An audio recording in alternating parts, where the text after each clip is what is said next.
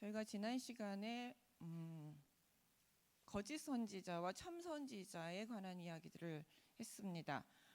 아합이 하나님의 말씀, 하나님의 그 심판을 엘리야를 통해서 하나님이 심판을 하셨지만 그 심판에 대해서 회개했기 때문에 그는 그때 그 당시에는 살아남을 수 있었습니다. 그러나 이제 시간이 지나서 아합은 다시 한번 하나님의 심판대 앞에 서게 됩니다. 아람과의 전쟁을 통해서 이제 하나님께서는 아람과의 전쟁을 통해서 아합을 하나님께서 심판하기로 결정을 하셨죠. 그래서 그 전쟁을 지금 목전에 앞두고 있습니다. 그래서 이 전쟁을 과연 갈 것인가 말 것인가에 대해서 이제 여호사밧 왕과 동맹을 맺고 올라가려고 할 때 시드기야를 포함한 그 700명의 궁정 선지자들은 올라가리다. 아합에 있던 400명의 선지자는 올라가소서 당신이 반드시 승리할 것입니다 라고 이야기했을 때 여호사밧이 왕이 또 다른 선지자가 있습니까? 라고 물었을 때 미가야가 와서 이번에 올라가면 아합은 반드시 죽는다. 그리고 이 전쟁은 저렇게 시드기야 선지자들이 당신이 올라가소서라고 이야기하는 것은 하나님께서 아합을 전쟁터로 끌어들이기 위한 하나의 덫이다, 속임이다 라고 하나님의 그 계책까지 다 알려줍니다. 그러니까 선택은 이제 아합의 손에 남은 것이죠. 그러니까 그런 선택을 통해서 하나님은 다시 한번 아합에게 기회를 주셨다라고 지난 시간에 저희가 얘기를 했습니다. 여기까지 이야기를 하고 습니다. 그러니까 다시 한번 이 미가야 선지자가 하나님의 계획을 다 알려줌으로써 아합의 선택의 시간이 왔을 때 아합은 또한 옳은 선택을 하지 않습니다. 이때 이제 선택을 하기 전에 그나아나의 아들 시드기야, 그러니까 400명의 선지자의 대표라고 할 수 있죠. 그가 와서 미가의 뺨을 치고 그다음에 여호와의 영이 너를 떠나 어디로 가서 내게 말씀하시느냐, 나에게서 나를 떠났냐, 나에게 말한 건 여호와의 영이 아니냐, 너에게만 말씀하시냐, 나도 참 선지자다라는 뜻이에요. 왜 너에게만 말씀하시느냐, 나도 선지자인데 라고 하면서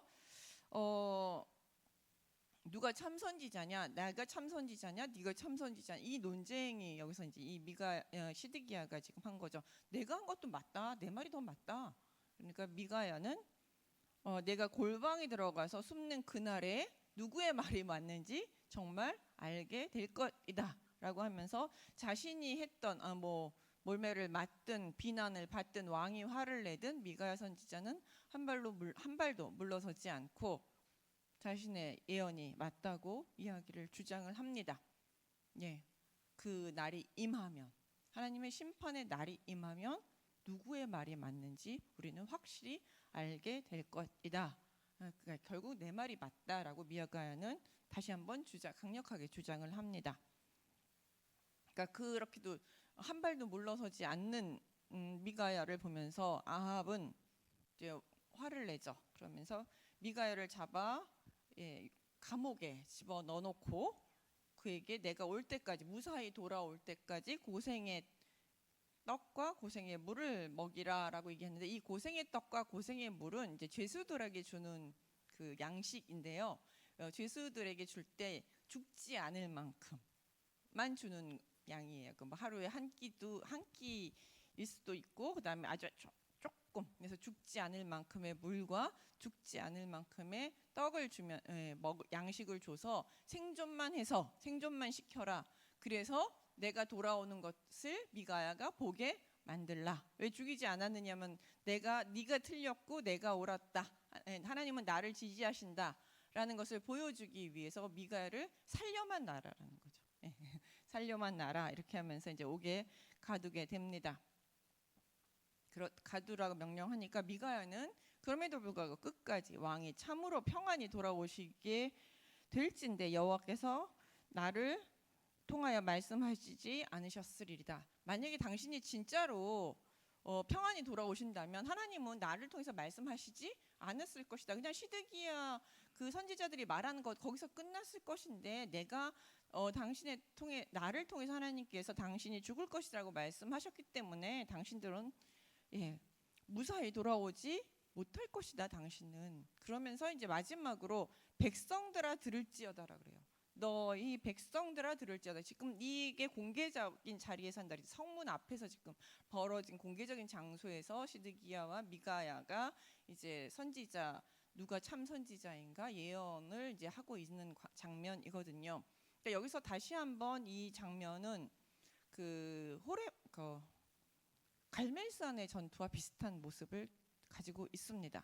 이런 장면을 백성들 앞에서 보여줌으로써 누가 정말 옳은지를 백성들이 판단하고 누가 정말 하나님 앞에 잘못했는지 알고 하나님 앞에 돌아오게 하기 위한 것이죠. 하나님 앞에 이렇게 불순종한 왕은 심판을 받는 것이고 그 심판은 왜 받는 그리고 미가야 선지자가 참 선지자라는 것, 그리고 하나님은 정말로 살아 계시다라는 것을 백성들 너네들 잘 들었냐? 잘 봐라. 누가 옳은지 하나님이 어떻게 역사하실지 지금 이 악한 아합 왕이 어떻게 심판받는지 너네들이 분명히 보고 하나님의 살아계심을 확실히 알아라. 그래서 뭐 하라는 얘기예요? 돌아와라. 그러니까 계속 그 메시지는 동일해요. 계속 메시지는 동일한 메시지를 계속 하나님이 선지자를 보내신 이유는 하나예요. 돌아와라예요. 심판의 목적이 아니라 뭐 아합을 심판하시든지 누구를 심판하셔도 그 심판을 보고 하나님의 살아계심을 보고 돌아와라 라는 메시지이죠. 일단 이 시간에 보면 여기서 보면은 엘리야도 그렇고, 엘리야는 아합 시대에 어땠어요? 바른 말 하다가 맨날 예언 한번 해놓고 도망가고 이리 도망가고 저리 도망가서 내가 이렇게 살아서 뭐 하겠습니까? 하나님 앞에서 하소연하면서 차라리 나를 죽여달라고 이렇게 할 정도로 고난과 시련과 그 내적 좌절 참 힘든 시간들을 보냈습니다. 그러니까 하나님을 믿는다고 해서 꼭 편안한 것도 아니고 하나님의 사역을 할 때 있어서는 참 고난이 많고 어려움이 참 많아요. 세상이 그렇게 만만치 않고 이 하나님을 대적하는 세력들의 세력이 참 만만치 않기 때문에 그렇습니다. 이번에 미가야도 마찬가지죠. 그래서 감옥에 갇혀 하나님의 말씀을 전했다라는 죄목으로 결국은 감옥에 갇혀서 그 고생을 하게 되는 것이죠. 그래서 누구의 말이 맞는지 이제 결전의 날이 다가왔습니다. 아합은 이스라엘 왕과 유다 여호사밧 왕이 길르앗 라못 전쟁터로 이제 출정하게 됩니다. 이스라엘 왕이 근데 여호사밧에게 이르되 나는 변장하고 전쟁터로 들어가려고 하노니 당신은 왕복을 입으소서 하고 이스라엘 왕이 변장하고 전쟁터로 들어갑니다. 이제 전쟁을 하러 갔어요. 내가 전쟁은 하나님 말씀 가지 말라고 했는데 갔어요. 그건 자기 뜻대로 했는데 뭔가 좀 찝찝해요. 하나님 말씀을 어기면서도 혹시 약간 의구심도 들어요. 그러면서 하나님을 속이기로 결정을 합니다. 하나님의 눈을 속이기로. 본인의 마음을 바꿀 생각을 하지 않고 하나님을 속이기로 결심을 합니다. 그래서 변장을 하죠. 왕이 아닌 것처럼 변장을 해서 일반 병사의 옷을 입어요. 그래놓고 더 악한 꾀를 쓰는 게 여호사밧에게는 그냥 왕복을 입으라고 해요. 왜냐하면 전쟁터에서 여기 이제 뒤에도 보시면 아람 왕이 뭐라고 얘기하냐면 그러니까 왕을 잡는 것, 우두머리를 잡는 게 전쟁의 영광을 거머쥐는 것이고 전쟁을 가장 빨리 끝내는 방법이에요. 그러니까 근데 이제 전쟁터에서 또 왕이 앞장서 나가고 왕복을 입고 그러면 왕복을 안 입으면 되지 않겠느냐 하지만 왕복을 입고 앞장서 나가는 것은 나의 군사, 내 편의 군사 입장에서는 사기 진작이 되거든요. 사기가 진작되고 우리의 왕이 저 앞서 나가시니 우리도 따르자. 우리가 승리한다. 이런 식으로 그러니까 어느 방향으로 가서 전쟁하고 어떻게 해야 될지 어떻게 힘을 내서 싸워야 할지를 이끄는 게 또 왕의 존재입니다. 그러니까 왕은 가능한 화려한 옷을 입고 전쟁터에 나가죠.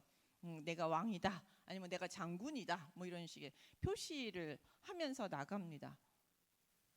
그렇기 때문에 적의 타겟이 잘 보이니까 적의 타겟이 되기도 쉽지만 나의 병사들에게 자신의 존재를 알리면서 전쟁을 더 이렇게 북돋울 수 있는 역할을 합니다.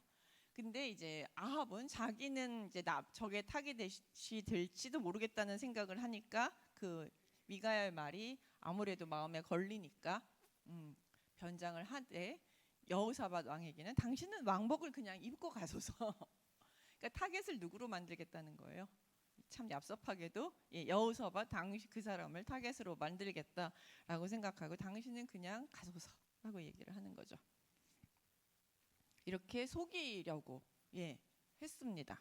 하나님의 눈을 속이려고 했던 거죠. 변장을 합니다. 그래서 그런데 이제 이때 명령이 또 약간 공교로운 명령이 떨어져요. 31절에 보시면 아람 왕이 그의 병거의 지휘관 32명에게 명령하여 이르기를 너희는 작은 자나 큰 자나 더불어 싸우지 말고 오직 이스라엘 왕과만 싸우라. 딱 아합 왕만 타겟으로 놓고 다른 사람들은 신경도 쓰지 말고 딱 32명에게 특공대를 만들어서 아합 왕 잡는 특공대를 하나 만들어 놓은 거죠. 그래서 아합 왕만 잡아라. 아마 이 길랄 라모 싸움은 계속 아람과의 전쟁은 계속 그 이스라엘 왕과 그러니까 아합 왕과 계속 갈등이 있던 상태에서 전쟁이 일어난 거기 때문에 타겟을 아합 왕으로 잡은 것이죠. 그러면서 병거의 지휘관들이 이렇게 이런 명령이 떨어집니다. 그러니까 오늘은 아합이 이리저리 빠져나갈 수 없는 상황인데 아합은 자신이 변장을 하고 나갔기 때문에 혹시 빠져나갈 수도 있을까라는 생각을 하게 됩니다. 인간의 속임수가 과연 통할까?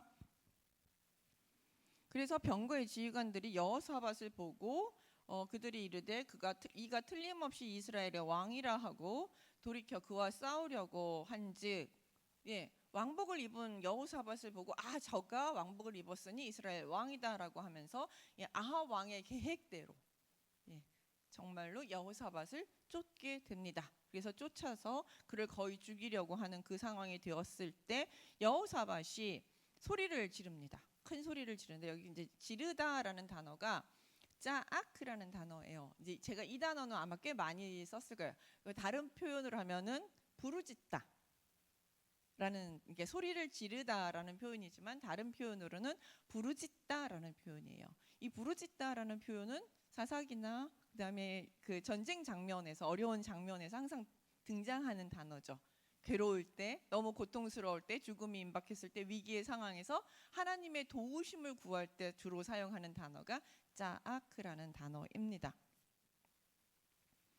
여기서 여호사밧이 위급한 상황이 되자 하나님께 부르짖었다라고 볼 수 있는 단어를 사용합니다. 본문. 그래서 여기서는 이제 그냥 부르짖었다라고 얘기하고 있지만 역대기에서는 이 상황에 대해서 하나님께 부르짖었다라고 분명히 얘기를 해요. 역대기 18장 31절에서는 그래서 이제 여호와께서 그를 도우사 하나님이 그를 감동시키사 그를 떠나가게 하신지라라고 하면서 이 부르짖음이 하나님께 대한 기도이고 하나님께서 그를 도우셨다라는 사실을 분명하게 언급하고 있지만 여기서는 그러니까 그가 부르짖자 33절에 보시면 병거의 지휘관들이 그가 이스라엘의 왕이 아님을 보고 쫓기를 그치고 돌이켰더라. 우리가 쫓고 있는 그 목표한 아합 왕이 아니네, 이는 여호사밧이네라는 사실들을 바로 깨닫게 되었고 그들이 돌이켜서 다시 아합 왕을 찾으러 가게 됩니다. 그래서 이 부르짖음을 통해서 이 부르짖음을 통해서 이 자신을 쫓던 병사들이 여호사밧 왕이라는 것을 알게 됐고, 그래서 그는 자기의 목숨을 구할 수가 있었습니다. 부르짖음에 하나님이 응답하신 것이죠.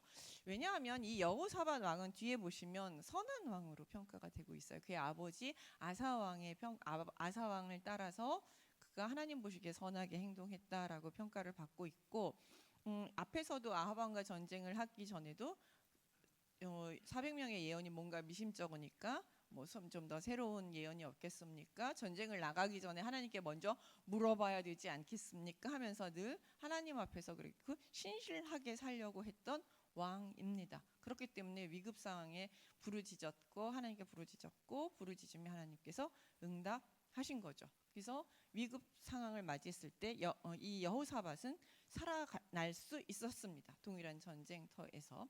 아합의 꾀에 덫에 걸리지 않고 빠져나갈 수 있었던 것이죠. 그런데 이와 대조적인 장면이 다음 34절에서 나타납니다.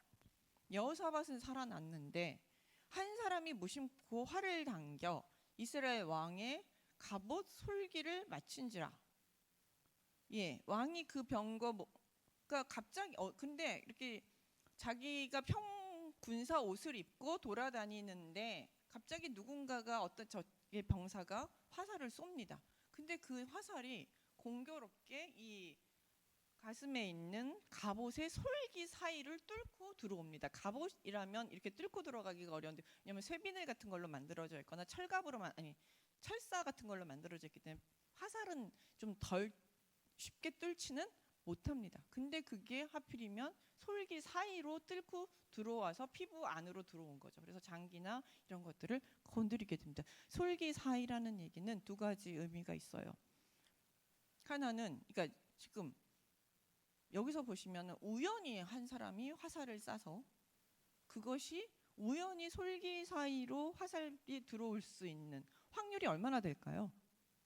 뭐 100만 분의 1이나 될까요? 10만 분의 1, 100만 분의 1, 거의 뭐 불가능한 확률로 화살이 아합에게 꽂히게 됩니다. 누가 쐈는지도 몰라요. 그냥 쐈어요. 목적 없이 목적이 아니라 대상을 겨냥해서 쏜 것이 아니라 전쟁터에서 막 쏘잖아요. 그렇게 쏜 화살에 맞게 됐는데 솔기에 맞아요. 그러니까 그 솔기에 맞았다는 것은 하나님이 그러니까 아주 거의 불가능한 확률로 화살을 맞았다는 것, 그 다음에 솔기로 맞았다는 건 치명상을 입었다는 뜻입니다. 왜냐하면 뚫고 들어와서 여기를 박혔기 때문에 치명상을 입었다라는 뜻이기도 합니다. 그러니까 그러니까 거의 불가능한 일이 일어났습니다. 근데 이 상황이 또 어떤 상황이 됐냐면 공교롭게 왕이 그래서 그 병거 모는 자에게 이르되 내가 부상하였으니 내 손을 돌려 내가 전쟁터에서 나가게 하라. 지금 화살을 맞아서 부상을 입었으니 빨리 치료를 받으면 또 살아날 수도 있습니다. 그러니까 빨리 전쟁터에서 나가자라고 하면서 지금 이 병사에게 내가 부상 상황을 알려주었습니다. 근데 그날 전쟁이 되게 치열했어요. 35절에 보시면 이날의 전쟁이 맹렬하였으므로 왕이 병건 가운데서 붙들려 서서 아람 사람을 막다가 저녁에 이르러 죽었는데, 전쟁이 너무 치열했고 내가 지금 빠져나가려고 했는데 아람 군대가 막 쳐와서 막 지금 맹렬하게 앞에서 자신의 병사들이 싸우고 있기 때문에 이 아합 왕의 병거를 돌리거나 아니면 이 지금 이 싸우고 있는 이 적진을 뚫고 나갈 수 없는 상황에, 그래서 오도 가도 못하는 상황에 꽉 밀린 거예요. 아주 공교로운 상황이 된 거죠. 그러니까 그렇기 때문에 결국은 어떻게 해서 저녁 때가 될도록 지금 계속 전쟁을 해서 저녁 때에 가서야 전쟁이 마치게 됩니다. 근데 그 마쳤을 때 이미 어떻게 됐어요? 죽어버립니다. 그러니까 이게 언제 맞았는지, 화살을 정확하게 언제 맞았는지는 모르겠지만 전쟁한 지 얼마 안 돼서 뭐 점심 때쯤 맞았다고 치더라도 저녁 때까지 계속 피를 흘리면서 끊임없이 고통을 겪는 가운데 점점 자신의 희망이 사라져가는 그런 감각을 다 느끼면서 생명이 사라져가 나의 고통스러운 시간들을 다 겪으면서 마침내 죽게 된 것이죠. 제가 성경에서 봤을 때 가장 뭐라 그럴까요? 괴롭게 끔찍하게 죽은 인물이 아닐까 생각을 합니다. 살 수도 있었지만 부상 때문에 죽은 것이 아니라 결국 병거에 밀려서 막혀서 결국 피 흘리다가 그렇게 죽게 된 것이죠. 그래서 상처에 피가 흘러 병거 바닥에 고였더라 라고 설명한 것은 그의 죽음이 뭐 때문에 너무 과다출혈로, 시간이 지체돼서 과다출혈로 죽었다라는 사실을 이 저자가 명확하게 이야기를 하고 있습니다.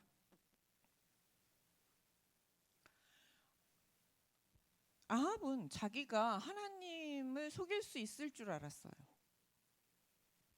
그래서 예, 겉옷으로 거짓을 자신의 거짓을 자신의 마음을 자신의 악을 겉옷으로 변장한 옷으로 속일 수 있을 줄 알았습니다.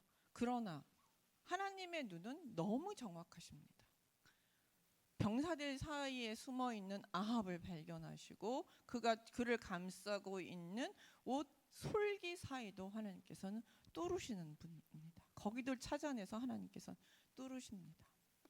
하나님 눈을 속이거나 하나님 눈을 피할 수 있는 존재는 존재하지 않습니다.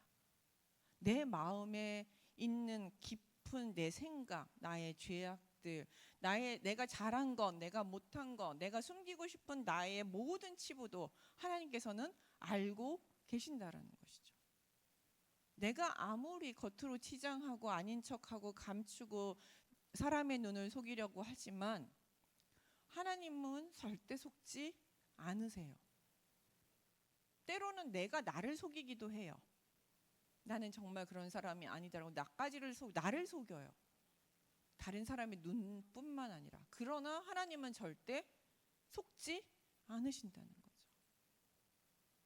다 알고 계신다는 거죠. 그러니까 사실 이게 되게 무서운 부분이에요. 하나님 앞에 내놓고 싶지 않은 부분이 우리 안에 많아요. 내 안에 분노도 많고 내 안에 억울함도 많고 내 안에 화도 많고 내가 남이 모르게 짓는 죄들도 되게 많거든요. 우리가 그렇게 깨끗한 인간도 아니고 좋은 인간인 것처럼 보이지만 사실은 그렇게 좋은 인간이 아니라는 거, 내 자신을 들여다보면 참 안 그런 부분들이 너무 많아요. 그래서 참 아닌 척 하고 싶고 속이고 싶고 드러내고 싶지 않고 하고 싶은 부분들이 참 많습니다. 그래서 하나님도 모른다고 생각을 하는 거죠. 그래서 내가 잘 숨겨서 하나님도 모르신다고 생각을 내가 스스로 숨기는 거죠. 속이는 거죠, 내 자신을. 하나님은 이런 거에 관심이 없으실 거야. 하나님은 이걸 모르실 거야. 하나님은 이런 것을 신경 안 쓰실 거야. 이러면서 내가 내 자신을 속이고 있습니다.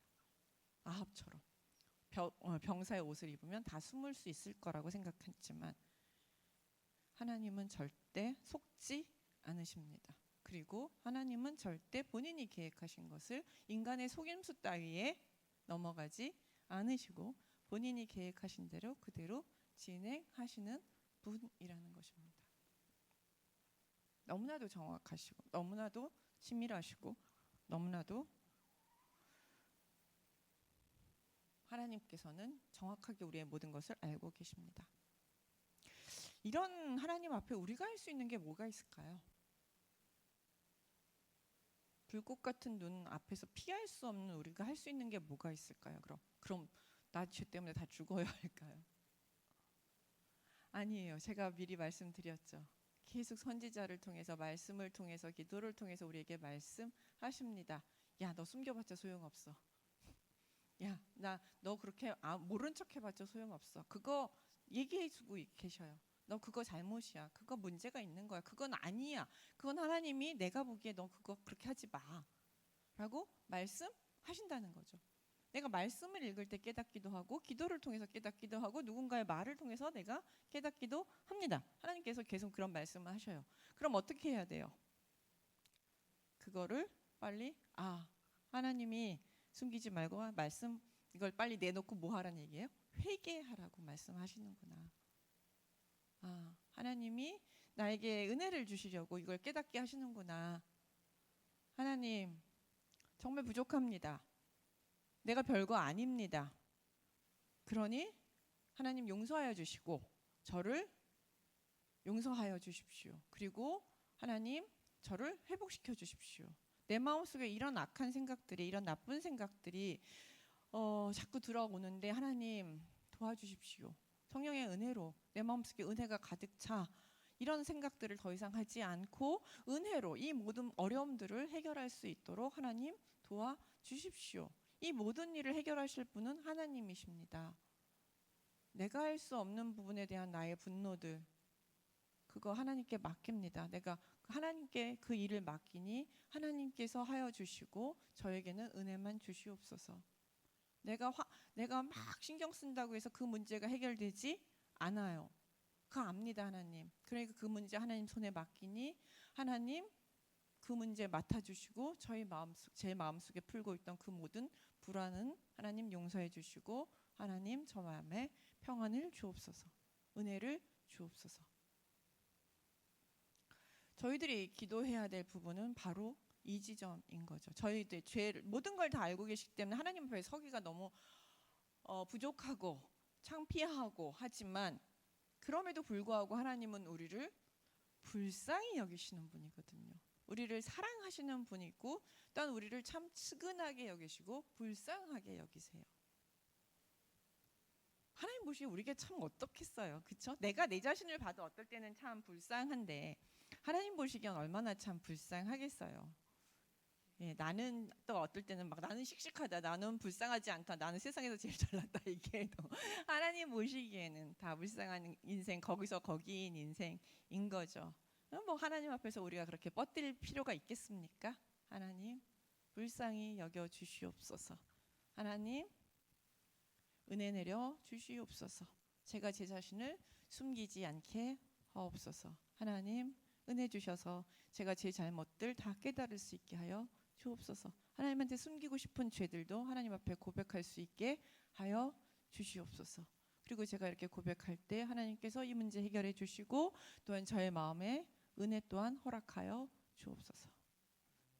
이게 바로 저희가 오늘 아합의 이야기 속에서 깨달아야 될 가장 중요한 이야기가 아닌가 생각합니다. 절대 하나님의 눈을 속일 수 없다는 것.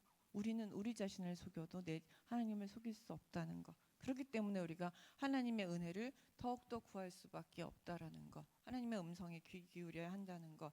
저희들이 다시 한번 생각해 봅니다. 왜냐하면 결국 이 전쟁도 하나님의 손에 있었던 거거든요. 모든 일을 성취하시는 분은 궁극적으로는 하나님이세요. 다만 하나님께서 우리에게 원하시는 건 우리가 그 일을 대하는 자세인 것 같습니다. 내가 하나님을 의지하고 믿음 있게 나아가면서 정당하게 정의롭게 의롭게 사랑을 갖고 은혜로운 마음을 가지고 내가 그 일을 행하느냐, 아니면 온갖 속임수와 죄와 악을 행하면서 그 일들을 행하느냐, 그 차이인 것 같습니다. 일을 이루시는 분은 결국 하나님이시거든요. 근데 우리가 하나님 마음에 계속 맞춰가면서 하나님께서 원하시는 방향으로 일들을 해나갈 때 결국은 우리에게 은혜가 있는 거죠. 아, 하나님이 이루셨구나. 우리는 이제 이렇게 얘기할 수 있게 되는 것이죠. 그렇기 때문에 우리는 하나님 앞에 절대 속일 수 없다라는 것을 하고 명심하고 기도 속에서 하나님 앞에 깊이 내 자신을 쳐다보면서 회개하는 시간들이 여러분에게 있으셨으면 참 좋겠습니다. 결국 이제 해가 질 때 이 진중에서 외치는 소리가 있어 이르되 각기 성읍으로 또는 각기 본향으로 가니라. 그래서 결국 아합의 죽음으로 전쟁은 끝나게 됩니다. 그러니까 이 전쟁은 결국 무슨 전쟁이었어요? 저 앞에 말한 대로 아합을 죽이기 위한 하나님의 전쟁이었다라는 것. 그래서 아합의 죽음으로 이 전쟁은 그냥 끝나게 되었다라는 것을 알 수 있습니다. 심판은 반드시 있습니다. 그러니까 속일 수는 없습니다. 심판 받기 전에 빨리빨리 하나님 앞에 회개하는 수밖에 없는 것이죠. 그래서 왕이 이미 죽었음에 그의 시체를 메어 사마리아에 이르러 왕을 사마리아에 장사하니라. 그래서 이제 전쟁터에서 죽었지만 어쨌든 사마리아에 장사를 하게 됐고 그 병거를 사마리아 못에서 씻음에 개들이 그의 피를 핥았으니 여호와께서 하신 말씀과 같이 되었더라. 아합이 나봇이 죽었던 그 피를, 나봇의 피를 핥았던 그곳에서 아합의 피도 핥을 것이고 이세벨의 피도 핥을 것이다 그랬는데 그 말이 그대로 응하게 됩니다. 거기는 창기들이 목욕하는 곳이었더라라고 하면서 그다음에 아합의 나쁜 행적과 그가 행한 모든 일과 그가 건축한 상하궁과 그러니까 왜 하나님께서 말씀하신 대로 응했느냐라고 얘기할 때 이것은 결국 그가 나봇을 죽인 그 죄에 대해서 완전히 돌이키지 않고 새로운 삶을 살 수 있는 기회를 주셨지만 그 죄에서 완전히 돌이키지 않고 다시 잠깐 돌이켰다가 이전 삶을 살았기 때문에 하나님도 그에게 내리기로 했던 심판을 그대로 계속 진행하게 됐다는 것이죠. 그리고 아합의 남은 행적과 그가 행한 모든 일과 그가 건축한 상하궁과 그가 건축한 모든 성읍은 이스라엘 왕 역대 지략에 기록되어 있지 아니하냐. 여기서 이제 상하궁 얘기가 나오죠. 상하궁은 어마어마하게 비싼 보석이잖아요. 그 당시, 그러니까 이게 뭐가 될 거냐면은 솔로몬의 백향목궁 있죠. 예, 솔로몬의 백향목궁도 어마어마하게 비싼 궁이었고 화려한 궁이었는데 이걸 능가하는 게 바로 아합이 지은 상하궁이었던 것이죠. 그러니까는 아합 시대의 부가 얼마나 컸는지 이 상하궁을 통해서 분명하게 드러내고 있습니다. 그러니까 아합 시대는 경제적으로 매우 풍요로웠고 군사적으로 매우 강력한 나라였음을 이 상하궁이라는 단어를 통해서 우리에게 알려주고 있습니다. 근데 그 부가 어떻게 해서 이루어진 거예요? 하나님을 버리고 시돈과 동맹하기 위해서 바알 신을 섬기면서 인간적인 방법으로 모았던 그런 돈들, 권력이고 부였던 것이죠. 그것이 결국 누구의 손에? 하나님의 손에 의해서 심판받게 되는 것이죠.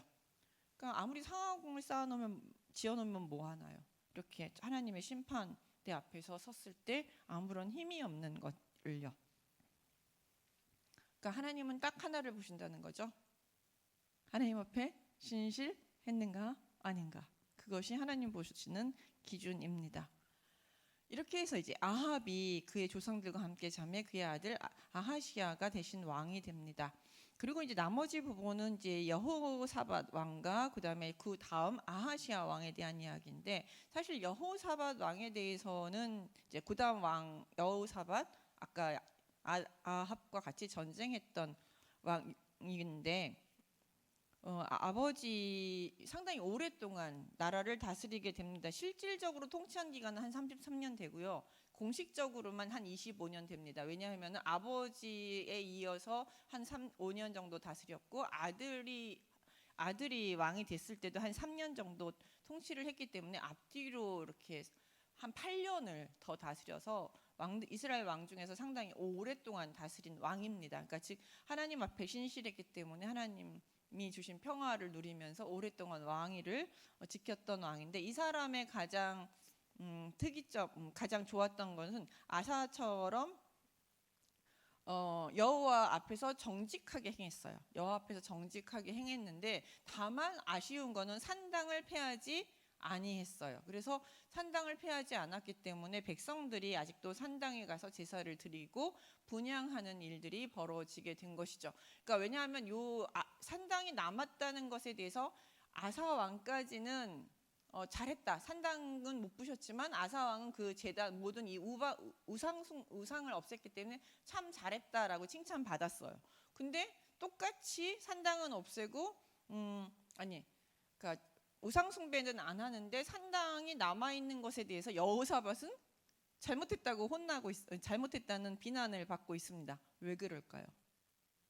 한 걸음 더 나아가야 됐는데, 아버지가 우상을 없앴으면 그 산당까지는 못 없앴다면 자식은 물려받은 자식은 뭘 해야 되는 거죠?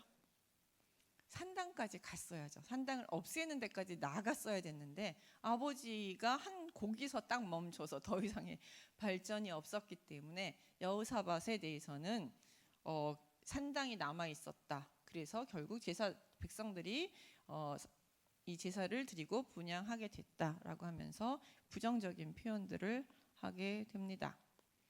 여호사밧은 특별한 건 없습니다. 다만 무역을 하려고 해서 배를 만들었는데 이게 이제 파손돼서 다시 만들려고 했지만 그러나 다시 만들지 못했다. 이런 정도. 그러니까는 아합과처럼 막 무역하면서 돈을 많이 벌려고 이렇게 시도를 했지만 그런 시도는 무위로 돌아갔고 그냥 돌아갔다. 이 정도에서만 그의 사적은 끝나고 있습니다. 그러나 또 여기서 명확하게 대조를 이루는 것은 하나님 앞에서 악하게 살았던 왕 아합은 하나님에게 앞에 심판을 받았지만 하나님 앞에서 선하게 살았던 여호사밧은 그 전쟁 이후 그리고 되게 오랫동안 살았다라는 이야기로 또 딱 대조를 이루는 것이죠. 하나님의 보호 아래서 그 전쟁에서 살아남았고 오랫동안 하나님의 보호하심 속에서 이스라엘을 유다의 왕으로 통치하였다. 그가 아주 뛰어난 왕은 되지 못했지만 그러나 하나님의 은혜 속에서 그가 평안한 날들을 보낼 수 있었다라고 우리에게 이야기해주고 있습니다. 우리는 어떤 삶을 선택해야 할까요? 라고 우리에게 묻고 있는 것이죠. 기도하겠습니다.